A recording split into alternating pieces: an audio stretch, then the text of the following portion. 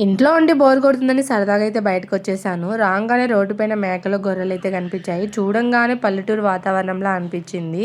ఇంకా కూల్‌గా ఉండి కూల్ అవ్వడం వేరు. హాట్‌గా ఉండి కూల్ అవ్వడం వేరు. ఎందుకిలా చెప్తున్నానంటే ఆల్మోస్ట్ మార్నింగ్ నుంచి వాతావరణం అయితే చాలా కూల్‌గానే ఉంది.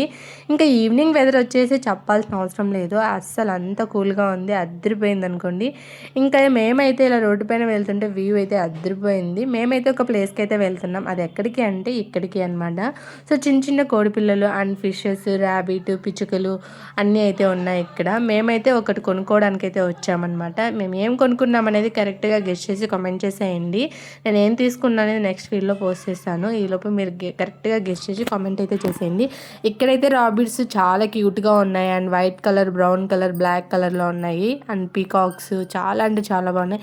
ఈ ఫిష్ అయితే చాలా అంటే చాలా డిఫరెంట్గా ఉంది. ఇవి మన దగ్గరికి వచ్చినప్పుడు ఏమో బాగుండవు, వాళ్ళ దగ్గర అయితే చాలా అంటే చాలా బాగుంటుంది.